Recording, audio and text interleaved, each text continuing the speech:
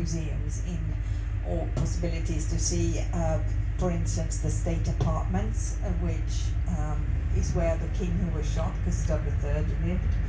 But it's still used, this palace, because they use it for functions and banquets. So these rooms are, so to say, visited. And they live outside the city centre in Stockholm, which is a new version of Versailles. And the royal palace, it dominates the old town. And the old town is the oldest part of Stockholm. Stockholm was founded in the mid-1200s. So until the 1800s, this was the main city part. And Stockholm, when it was founded, it was very much under the influence of the Hansa, the trade union in the Baltic. So here you can see now the cathedral coming up, a pink building, and that is where royal coronations, burials and weddings have taken place. And also on your right side you can see a statue close to the water side, and that is of the king who was shot at the opera, Gustav III. And well, the old town is today has a very sort of old style, and it was very much influenced in the building of it by the Hansa, by the Germans. So it has sort of the Lübeck in Germany has been the model for it. Where to place the church, where to place this main square and things like that. And even the Germans were very influential. I mean, they moved many here. So we have the German church, which you can see over there to the right, the green copper spire. They have 2,000 members. Now the old town is has the main square, and as the influence of the Germans was so dominant, we decided to form a union with Norway and Denmark, and this ended in 1520 with a big bloodbath in the main square. The Danish king was to be coronated, and he killed all potential opposition. So 8 were beheaded. And this is the biggest massacre in peacetime in Sweden. There was one man who did not trust the Danish king, and that was Gustav Vasa, and he was elected king, and that happened 500 years ago. Now, if you look to the right side, you can see a lot of cranes, and there is a lock. Because we have a lock here, because on the other side there is a lake, and the water level is higher in the lake. So for this reason we have a lock. And from this viewpoint you can see the Golden Bridge. It came to us from China in the same time. And it is also famous for its sustainable restaurant. They have hydroponic growing of the plants they use in the restaurant, and this means that they grow them without soil inside the museum. If you look to your left side, you can see a castle. It is from the mid-1800s. It has the Swedish flag hoisted, marking that Sweden is a free country.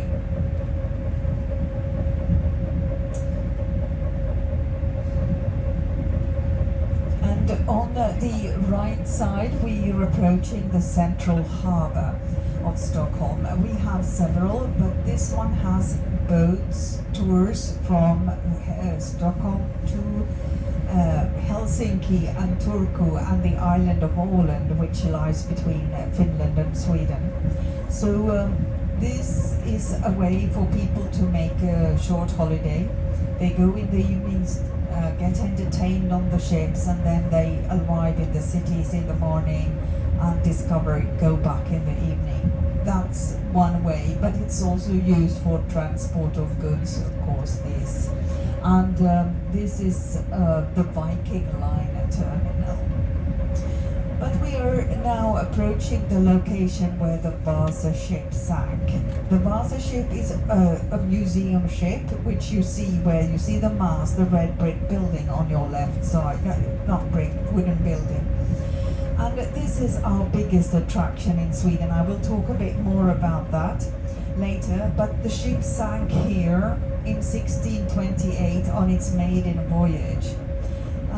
It remained underwater here for 333 years, and when it was salvaged in 1961, it was 98% original, because we don't have the shipworm in the Baltic, the worm that eats wood. Because the water in the Baltic is brackish, it's a mixture of fresh and salt water. And this is the largest item that has ever been salvaged from water, and it is our biggest attraction. So if you haven't seen it, I really advise you to visit the Vasa Museum.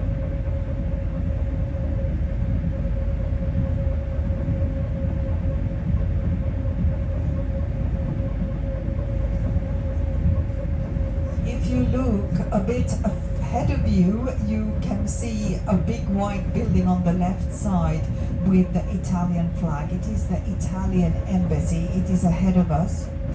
And that is the former home of Prince Wilhelm. Prince Wilhelm was married to a Russian princess. They divorced after a few years in the early 1900s. The son Lennart moved to his grandmother in the royal palace, from whom he later inherited the island Mainau in the Borden Lake in Germany, and where he created a famous garden. His grandmother was just one of 15 princesses that we have taken from Germany.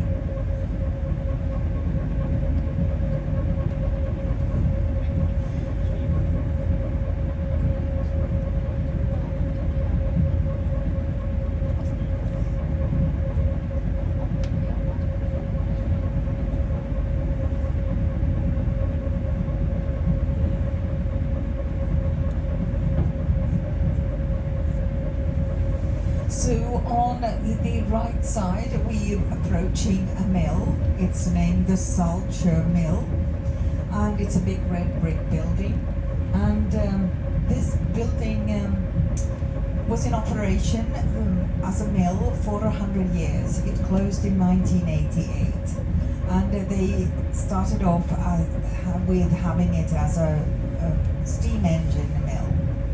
It has today been turned into a hotel, and also some apartments. And this hotel is the Elite chain, which was founded by an Indian who came to live here in Sweden as a student. And he started by getting business by renting out student flats in the summer when nobody was interested in them. And then he started buying property that others rejected, because that was the only things he could afford. And now you find this hotel chain all over the country, but he sadly died last year. It's still in the family though.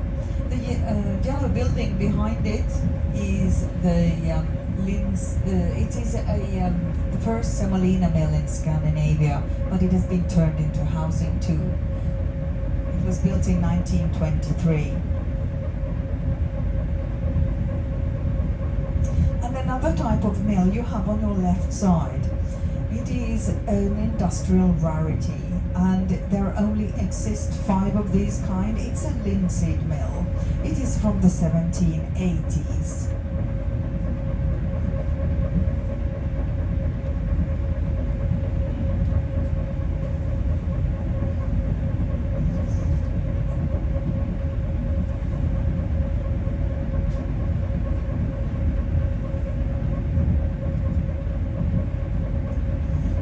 So on the right side, we are approaching a big, impressive building, And this is a elderly home. It looks like a palace, and indeed visiting fleets have thought it was a palace and given off a salute. It was our king Gustav Vasa 500 years ago who moved all the elderly out from the city center to this area.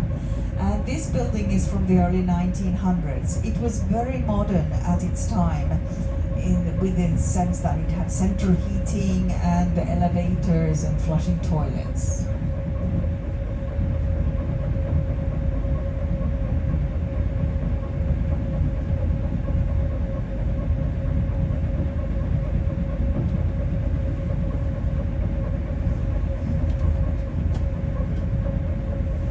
And now we are approaching the former harbour wharf. We had the first wharf in Stockholm. It is on the Mälaren side, behind the lock. But as the boats became bigger, they needed access to the Baltic. And this location here, Finnboda Wharf, that it was named, was one of the biggest workplaces in Sweden around 1900. Now, they were successful in the 1930s when gas welding was introduced, and then in the 1970s it became a ship repair yard during the oil crisis, and in 1991 it went bankrupt. Now, on this pier here that we're passing on the right side, they have filmed action scenes from The Girl in the Spider's Web with Claire Foy. And this is one of the books by Stieg Larsson. Also famous is The Girl with the Dragon Tattoo. And it is our biggest crime export. Sadly, the author died before the first book was published, but other authors have written sequels. So there are always coming new books. And now this is turning into a housing area called Finnboda Harbour, and we are going to pass quite a number of former industrial areas that are being turned into housing. And for instance, the building on the right side is located on sort of pontoons with flats. And if you look to the left side, you can see a big yellow building. And this building, the plot was given by the king who was shot at the opera to the Spanish ambassador. And he named this place Manila because the Philippines was a Spanish colony. Now the building has been used for school for deaf kids. Today it is a private school attended by our Crown Princess children. And it is located on Djurgården, which is a former royal hunting ground, and that's why the king could give this plot, because it was under his ownership. Now we have a lot of lack of housing in Stockholm. People here rent flats and also own them, depending on. But it's very difficult to get a flat to rent in the city center. I'm talking about the 14 islands. Then you would have to wait 20 years in the municipal housing line. So many people choose to buy flats instead, or move to the suburbs, because there you can get a flat more quickly. And well, therefore these all former industrial areas are turned into housing, and as we have a lot of influx, I mean, we're only 10.5 million people, and most people live in the south. And this is one of the thriving areas in the country, along with the other big cities of Göteborg and Malmö, which you find further south.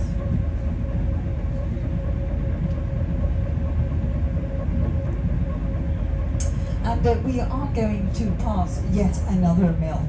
Now, the reason why we had so many mills around Stockholm was because we were the biggest city, and they wanted to have the grounding of the flour close to the selling points. Also, flour needs to be fresh. So the big building that we are passing now here on the right side is the Mill Three Crowns. But it is only the facade that's intact. Everything behind it is totally new, and it is located on the Mill Island. Now, the Three Crowns is the national emblem of Sweden. You find it on top of the City Hall and also on the ice hockey team shirts. The Mill Island here is going to have 9,000 inhabitants when it's ready built. It's not ready yet, they're building on the other side still. If you look a bit ahead of you, on the left side, you can spot a big white building with a green cupola ahead of us. And that is the Thiel Gallery. Thiel was a banker who lost his home and his art collection. And it was bought by the state, and today you find there the biggest collection of the Norwegian artist Edvard Munch outside Norway, for instance, but he also collected other artists.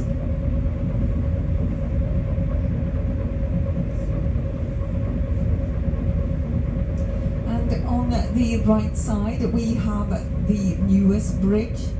It is the Svindesvik Bridge that was built in 2016, and it connects the Mill Island to the municipality of Nacka.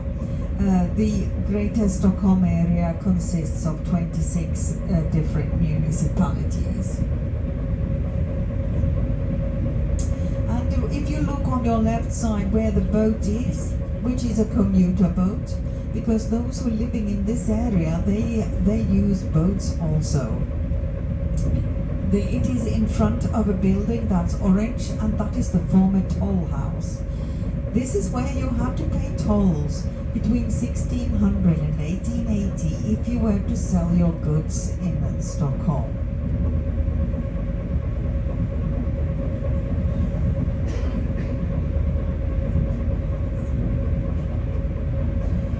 In general, in Stockholm, you can commute with the commuter trains, the bus, the metro, and here also in this area with the boats. And we are approaching Nacka Strand on the right side. And Nacka Strand used to be also an industrial area.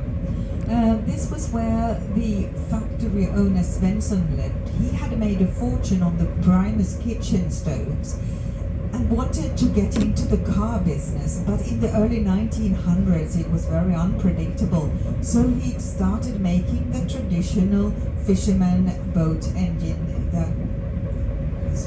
which noise has dum dum. And later there were car factories here because they imported the Chrysler and Dodge cars in pieces and put them together. And the factory owner Svensson, he used to live in the yellow building there. You can see it is lacking a roof right now because it caught fire in December.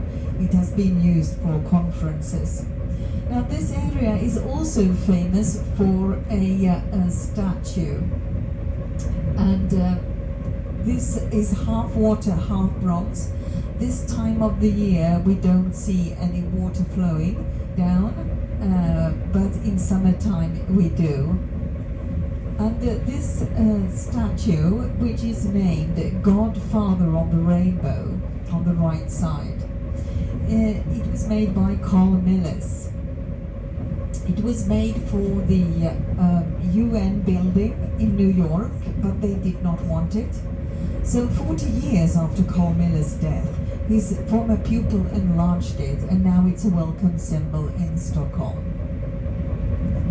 It can be difficult to see, but now maybe, well, depending on the light, you can see it. It's just one of the magnificent statues that Carl Milles has made. And Carl Milles, his former home and garden is a museum. It is located where you see the high-rise buildings on the left side on the Lidingön Island, very close to Stockholm, and it has a very special feeling, this museum, because it's filled with statues high on pillars. so it is very special.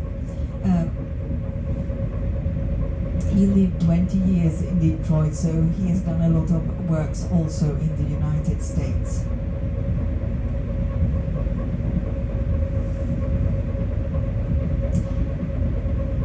So outside Stockholm, we have one of the world's largest archipelagos. And what is an archipelago? That is when we bunch together many islands. And we have 30,000 islands outside Stockholm. 200 of them are inhabited all year round.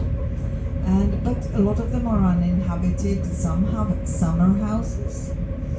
And the closest you get archipelago feeling is on our left side, these small islands called the Feather Islands.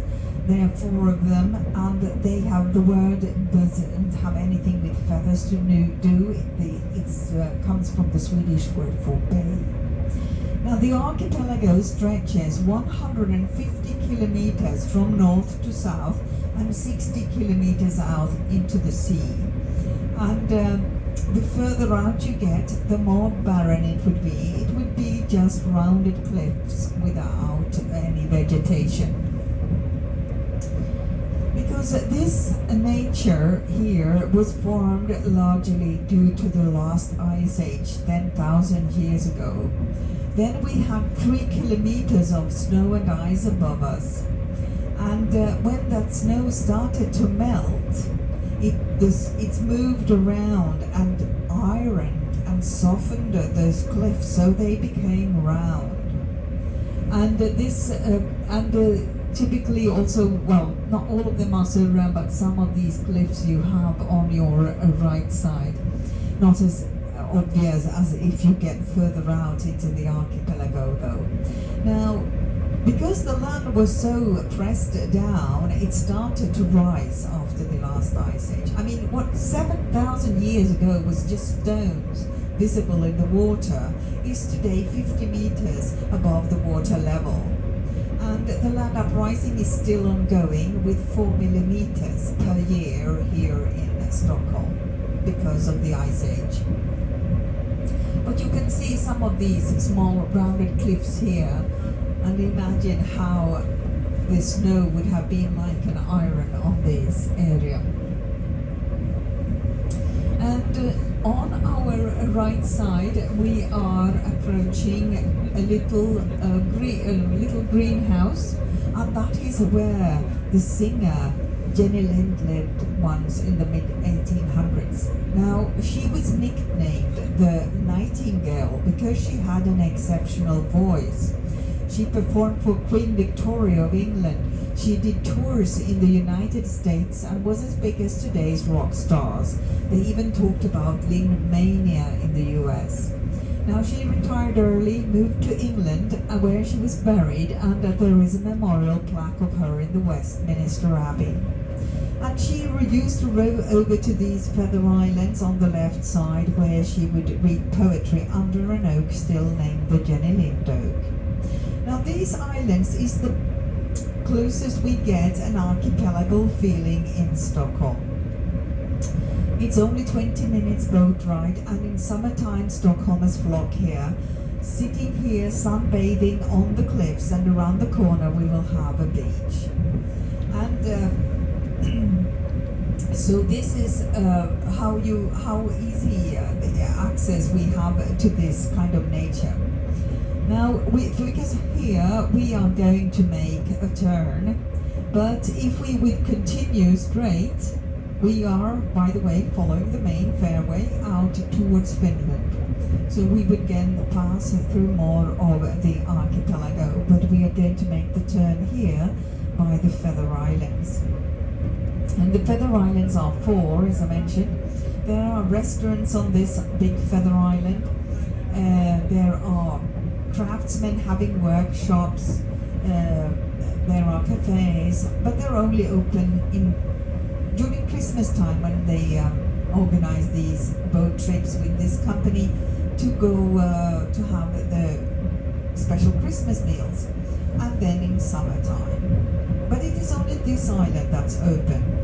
It opened in the 1980s.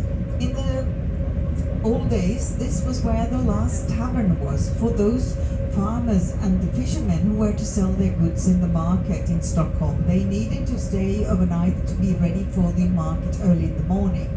So they would stay overnight here. This was also the location where we transported the latrines from Stockholm as late as the 1800s.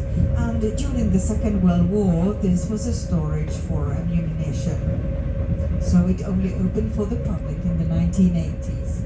Now, so on your right side, further straight, we have these main fairway. And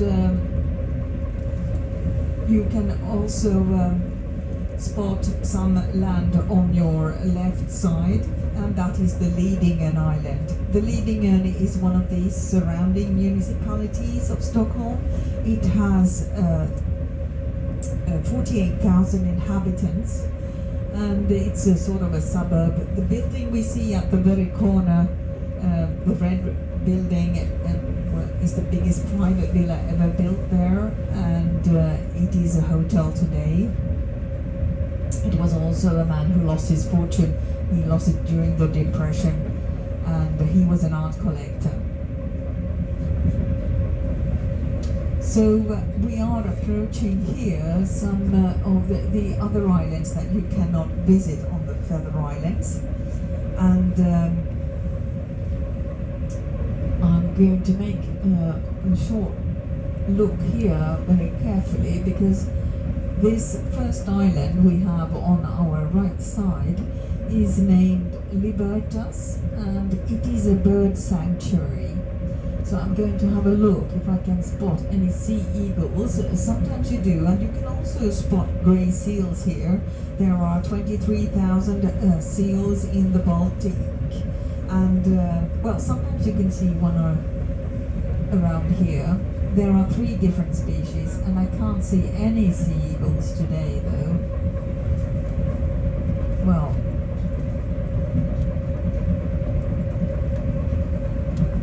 the following island that's coming up is a little island named the Bandit Island.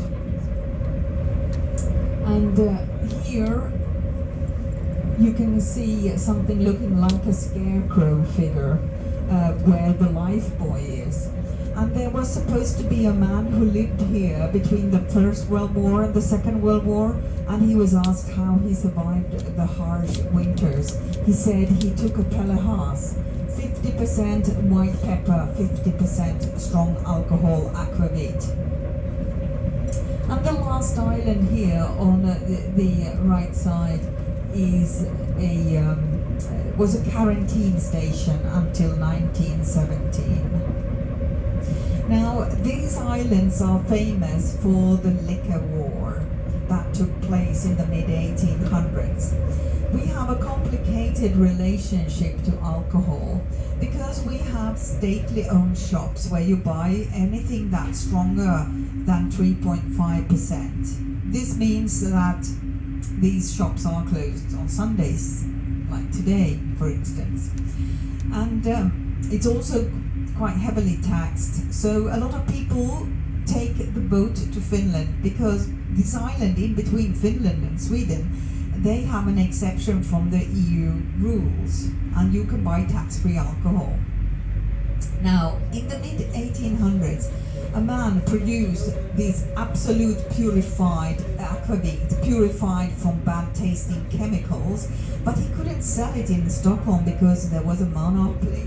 So he sold it here because these islands belong to the Lidingö, the municipality there behind. And he offered a free boat trip, and he sold 8,000 liters per day. And this is the true story behind our most famous brand today, Absolute Vodka.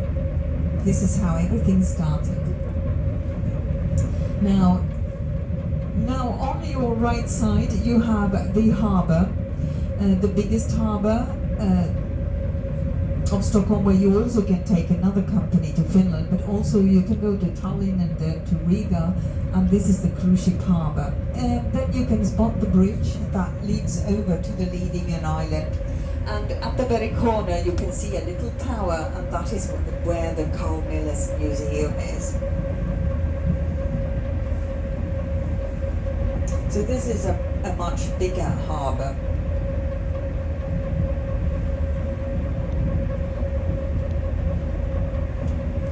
Now, the Baltic is one of the world's most polluted seas. We prohibited DDT and PCB in the 1970s, and despite this, we can see that the health of the sea eagles is better, as well as the seals, but we have a lot of problem with over-fertilization. There lives 90 million people around the Baltic. 200 rivers flow out, and it takes a whole lifetime to change the water. It takes 30 years, because the only place where fresh water can come in is in the narrow gap by Denmark, and it fluctuates very slowly. So it takes 30 years. Now, if we look to our right side, we have a tower, and that is the center for the radio, television, and streaming. It is the what's the former Outlook Tower, and it is located on Djurgården, this former royal hunting ground, which is part of the world's largest Royal National City Park, as well as the largest, and it stretches halfway to the airport, to Arlanda, where we have the Haga Palace, where our Crown Princess lives. And the Djurgården is still, as it was a royal hunting ground in the Middle Ages, it is still under the supervision of our King Carl XVI Gustav. So new buildings are not generally allowed here. There are buildings, people living here, that famous families, and the area you have on your right side coming up is an area where there are some smaller houses. This is where staff live, work for the royal palaces. And this is an island, because if we look now to the right side, you can spot a little bridge. So this is part of the central island of Stockholm. And we have here the highest concentration of old oaks in Northern Europe. In the old times, for instance, when the Vasa ship was built, you were not allowed to cut down oaks on your own land. They were reserved for the king and for shipbuilding. But they're very important. An oak can have 1,000 inhabitants.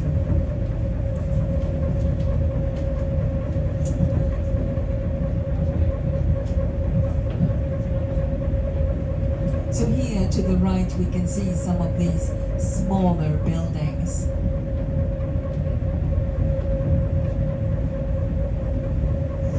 And coming up is a lighthouse, and this is the invention of Gustav Dahlén.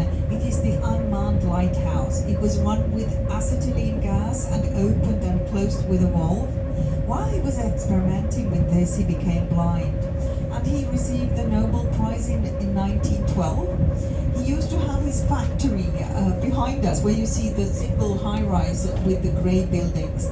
That was the Aga factory. Now, this lighthouse has been electrified today. And if you look behind the lighthouse, up on the hilltop, you can see a green building with a big veranda. Now, the archipelago is filled with these kind of buildings.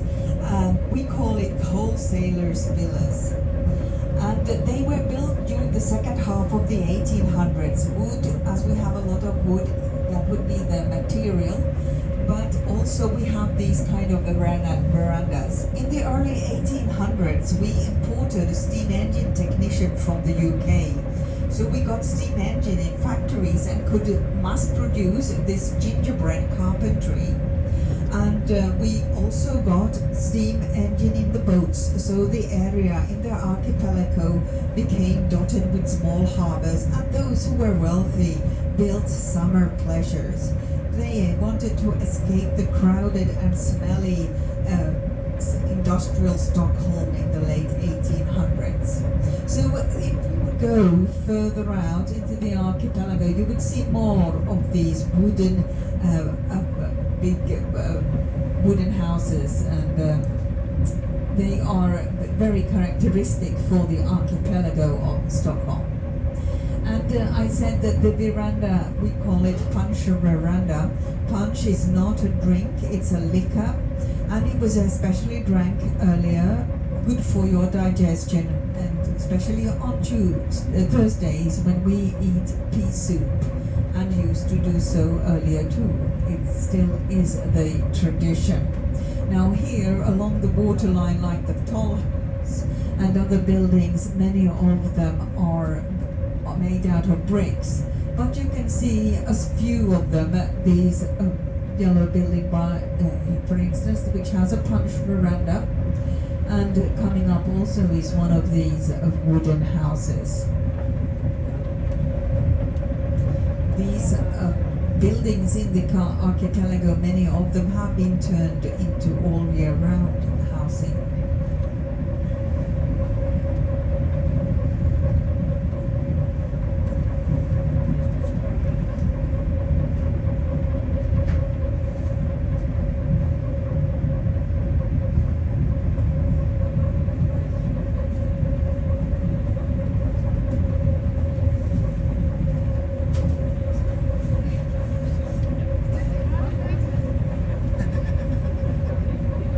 So coming up on the right side, we have a beautiful villa, pink villa with a green copper roof, and that was owned by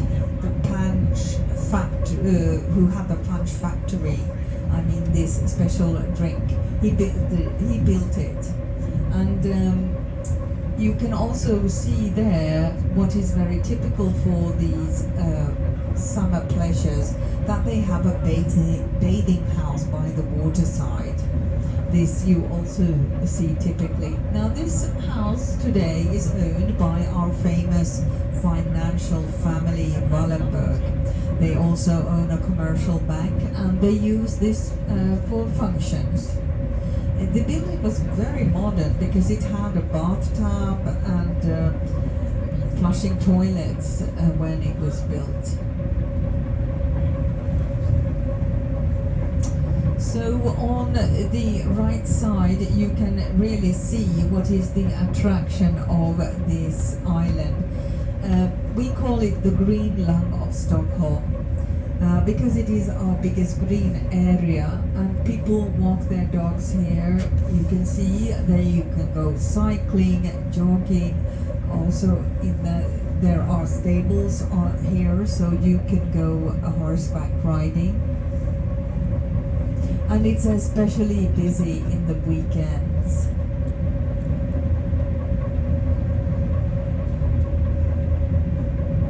So coming up on the right side is a small brown building. That is a former gunpowder house building, and it is owned by our famous publishing family Bonnier. The building was extended by the man who built this city hall, and it is called the Lower Manila, as it is next to the Manila building.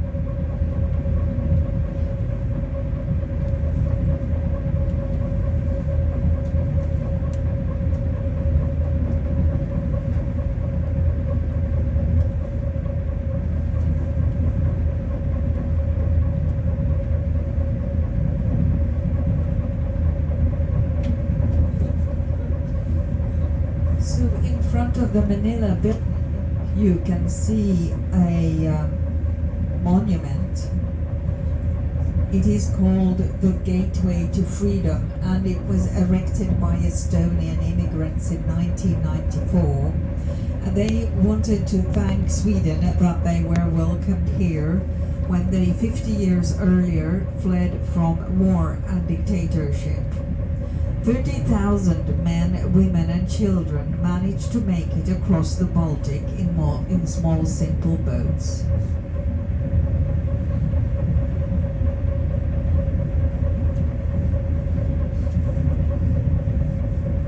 On the right side we are approaching a harbor, a small harbor. There are some boats here because it doesn't usually freeze here, but we love leisure boats in Sweden. We have 1 million boats, even though we are only 10.5 million people, and our season is very short because in the autumns you have to take your boat out of the water or it would break when it freezes. But on the other hand, we have a 2,800 kilometers of coastline, so it is very popular to have a boat.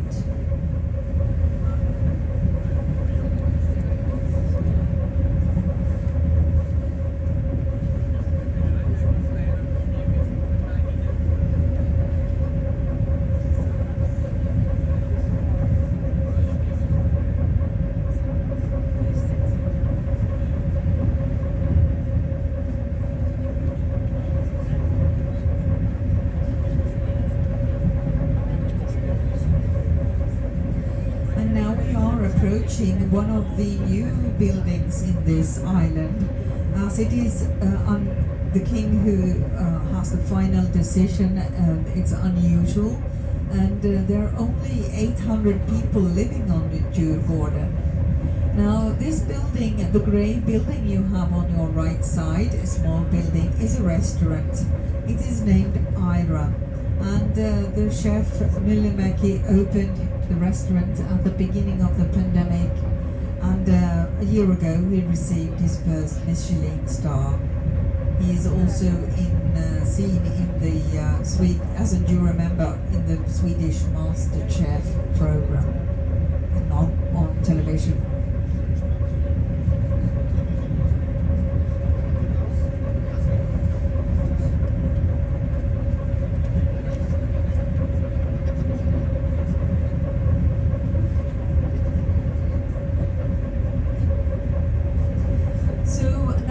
Give an example of how people have received plots here. We are approaching a pink building behind a green fence, and it is called Villa Kvikkjokk. It was in the mid-1800s that our king, Carl XV, nearly drowned in a river in Lapland in north of Sweden, and his life was saved by a doctor, and the doctor was given the plot where he built the building.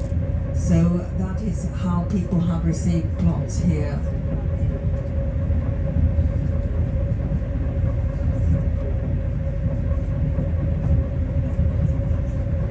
And we are approaching the mill, the linseed mill, once again. And this linseed mill is part of the garden of Valdemarsudde. In summertime that is very beautiful because there are a lot of sculptures in the garden. And Valdemarsudde is the big yellow building. We are soon having it at the headland. It is the former home of Prince Eugene, and he decided before his death that his home would become a museum. And it is he was a painter as well as an art collector. He often painted this mill, and the architect of his house said that why don't we put shafts on it, but he said it's better for painting without the shafts, and I understand it because it would have been difficult with the perspective to make these shafts. Now this museum, Valdemarsudde, has a lot of exhibitions. Yesterday they opened a landscape painting with female artists from the late 1800s and early 1900s.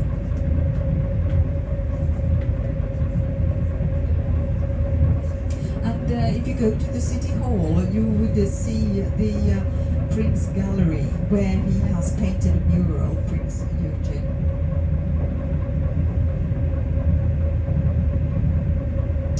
If you look to the right side, you, apart from the Italian embassy I earlier mentioned, you can see a building under scaffolding with a building construction, and that is the Skansen Museum. It is a belfry. In Skansen Museum, we have 140 buildings from different parts of Sweden that have been relocated to this green area. And you find, you can say it's a miniature of Sweden there, because there are buildings from the north of Sweden as well as the south. And there are also wild animals like moose, reindeers, and also domestic animals that are no longer used because they don't give enough yield. So these houses there are open for visits, they're decorated, and people work in them. And they also have a stage, which you can see over there. That's where this royal family celebrates the National Day on the 6th of June. And they also have a broadcasting taking place on the 31st of December to bring in the new bells. And they also have a sing-along program there in summer, broadcasted.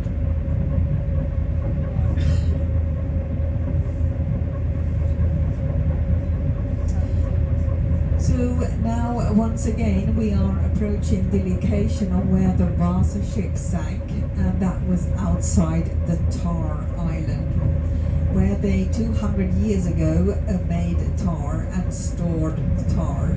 Tar was one of our big exports. Now, what do you use tar for? For instance, to seal boats. And it is ironic that the Vasa ship sank outside this island, but that was for other reasons, and I'm not going to tell you what reasons, because I suggest you go and see the Vasa ship.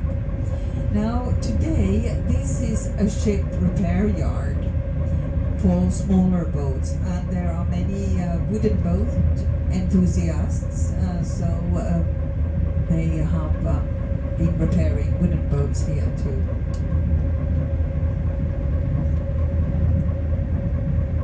And behind this island, you can see, some high-rise building. This is the most village-like area on Djurgården, where most of the 800 people live.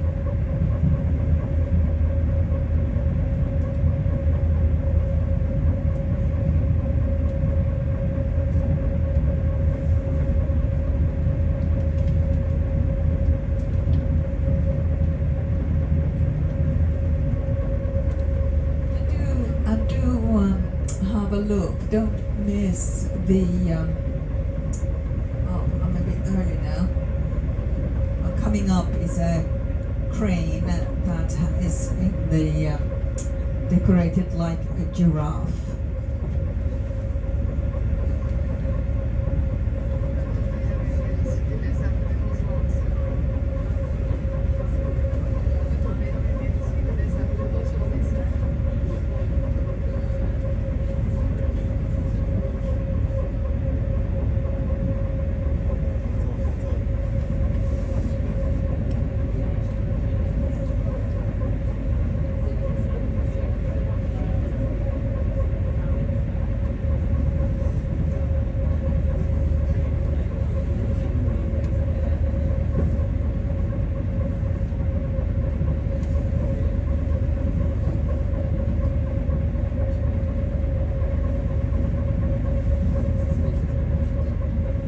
So now we are on the right side, approaching the amusement park.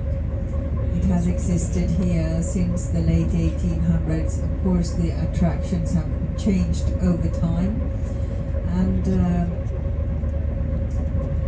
they also have a stage here, so they have performances. Like last year, they had Dua Lipa perform as well as Tom Jones. So it's different styles. It is closed this time of the year, but this makes Djurgården very lively in summer and attractive for young people and families. And if you look to the right side, you can see a little ferry. This is where you can take the commuter ferry to the lock in the old town. You can buy tickets if you don't have it in the ticket machines. And this is a very easy way to get straight to the old town here with this SL Blue Boat, or if you have the card, access card. Because there are lots of attractions here in Djurgården apart from the Skansen Museum. Behind the yellow building we have the ABBA Museum. And this is an interactive museum where you can become the 5th member of ABBA and dance along with them. You can direct the chess opera musical, you can and the grey building, that is part of the Liljemarks Museum, which every year spring has the spring exhibition.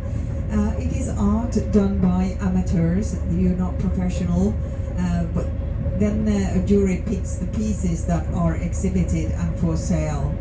And this is tradition has been going on since the late 1920s, so it's every year a surprise and interesting to watch the new works. And then we have the Museum of Wrecks in Rock. You can read the yellow building on the right side. We have found 100,000 wrecks in the Baltic, and this is showing some of the new finds of, digital also mainly, of the marine archaeologists. It is next to the Viking Museum, which is a more playful museum. In the historical museum we have one of the world's largest Viking exhibitions. So this doesn't have the real artifacts. The red buildings on the right side have the Alcohol Museum. And here we have the icebreaker St. Eric, which is also a museum, the first icebreaker we had. And it is in front of the Vasa Museum. And I really recommend the Vasa Museum. And if you don't follow one of their tours, but anyhow, even if you do, or as you don't have a private guide, do look at the film inside the museum because it becomes very alive. Behind it is the Nordic Museum, and it was the man who built the Skansen Museum. He started also collecting old things. I'm talking about everyday items like cups, plates, and also of the Sami people. They are the only indigenous people of Europe, and the largest exhibition is found there because he started collecting these items as we became industrialized. People started to throw away old things, and he realized we need our old things to understand who we are. So it is the Nordic Museum, which in the building itself is a replica of a Danish palace. And then it is followed by Unibacken here, close to the water on the right side, which is a children's museum. It's sort of activity rooms for children, honoring our most famous children book writer Astrid Lindgren, famous for the Pippi Longstocking. And here along the water line you can see palaces along the most expensive, prestigious address you can have in Stockholm. And many of these buildings, as you can see, they look like palaces, and indeed here are some of the biggest apartments. 20 rooms is not uncommon in this area, and it is located in the affluent neighborhood of Östermalm. And this is also a harbor. Well, by the church tower behind us, that's where the historical museum is. And behind us is also the little bridge that leads over to Djurgården. Now, This harbor is, we're just making a little tour here, we're going back to our original one, has also a lot of boats, well, for various use. I mean, they are using them as for excursions in summer times, these small boats. Then you go around Djurgården. We have these boats that go out into the archipelago from here, and the boats to the Feather Islands in summertime have their places here, and there are some restaurants too, and different things you can say.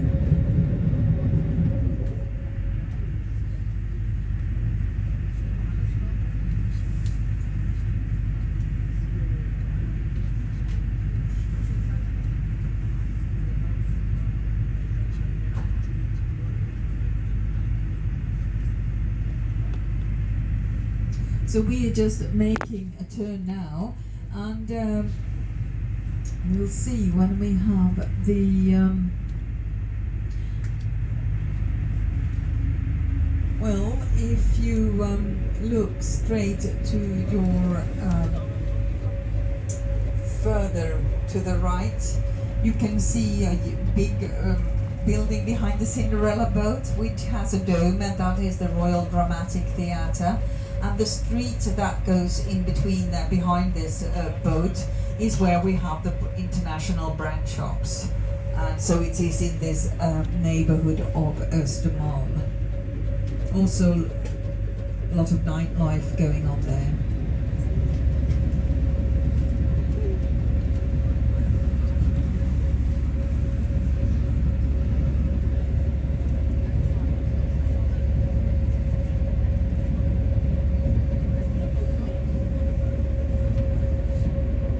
So on the right side you can see a barge full with stones.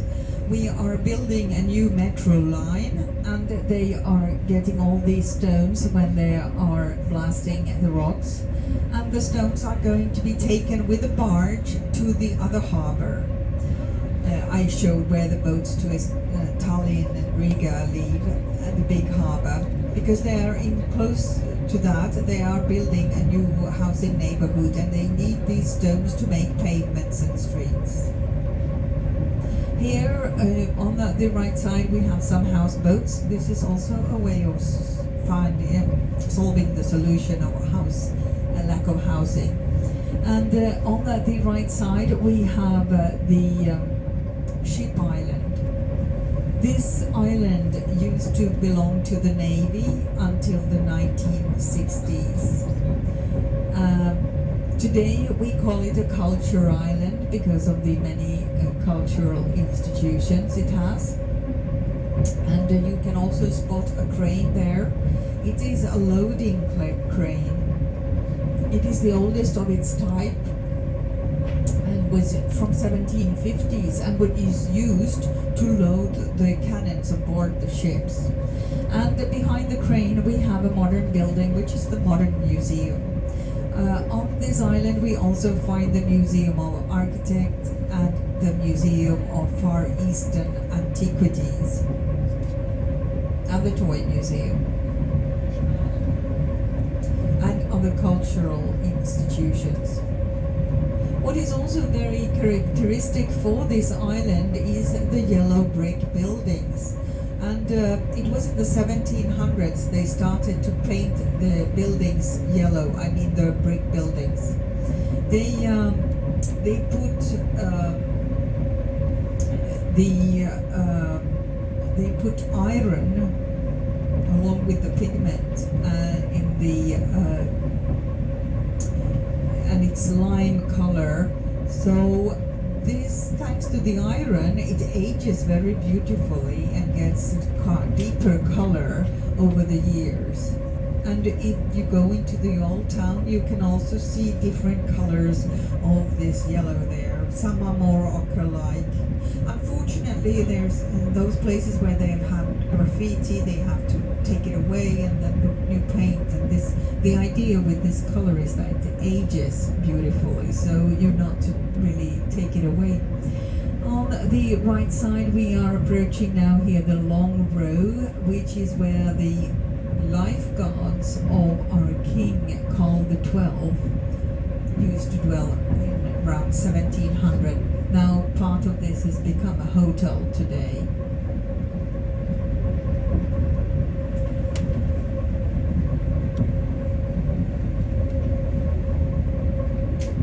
And from the ship island you can cross over a bridge to the Castell Island. Sometimes when water is clear, you can spot old parts of shipwrecks there, because they have used them to make the foundation for the bridge. And these, we're talking about shipwrecks from 1500. Now here you can, from this viewpoint, you can spot the typical Stockholm stone, granite, which you also find on the islands in the archipelago.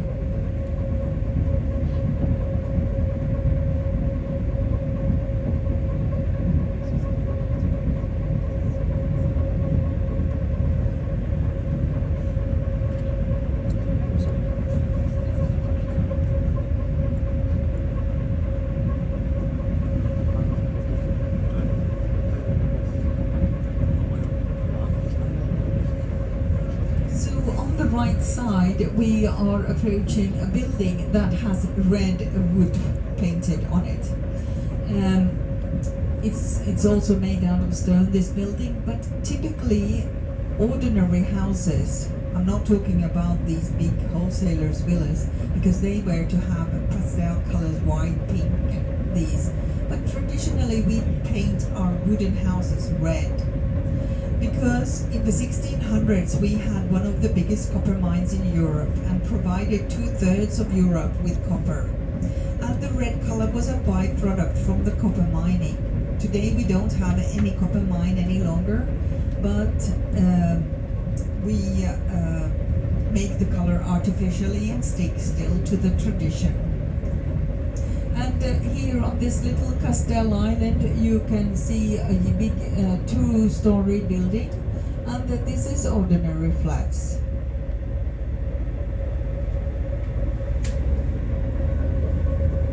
So people even live here.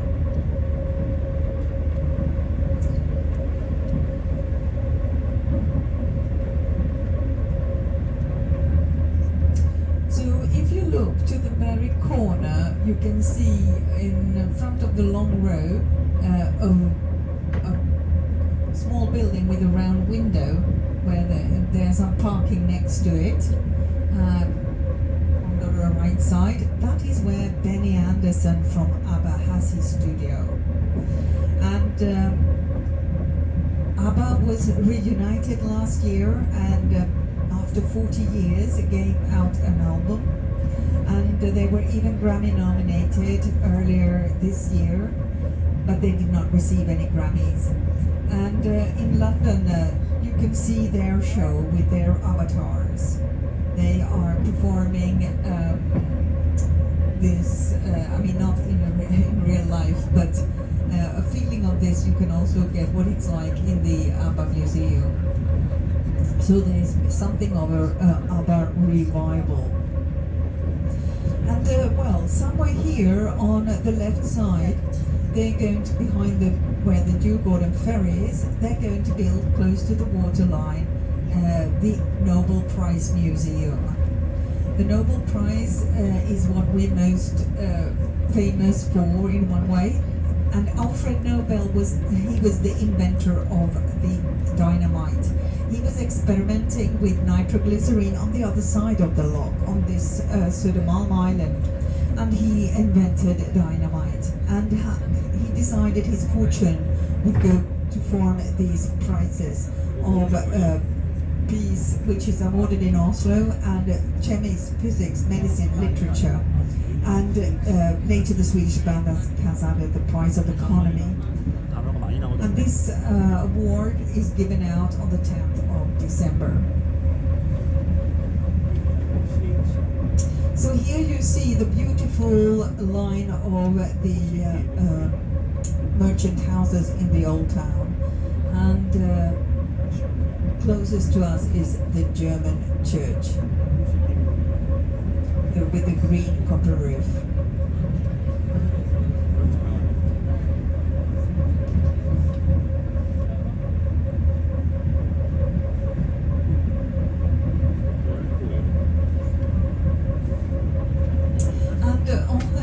Right side we are approaching a freighter. This was built in 1880s for in England for traffic in Australia, and today Alf Chapman is a youth hostel here in Stockholm, and it is located in front of the House of Admiralty, the red building behind it. And now when we get in closer to, well, in front of the Alf Chapman, we have cannons, as you can see, and this is where they shoot salutes when it's the King's birthday, for instance, and other royal happenings.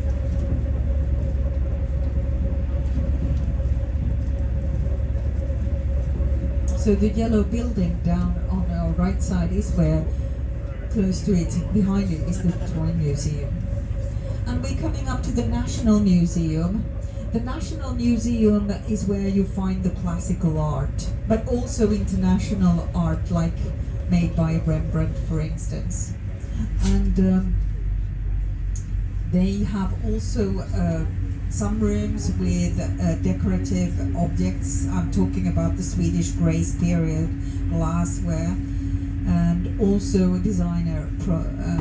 other designer. And they have an exhibition now about gardens. And in front of it you can see something looking like a cage. And this is a artwork done by the famous Chinese artist Ai Weiwei, who lives in exile in London. And now when we get past this boat, you can see there is an opening in the middle of it. It's called the Arch, but he wants to also, with this, show that there is hope. So I hope you have enjoyed this tour with us, and I want to wish you a good Sunday. So thank you for joining us.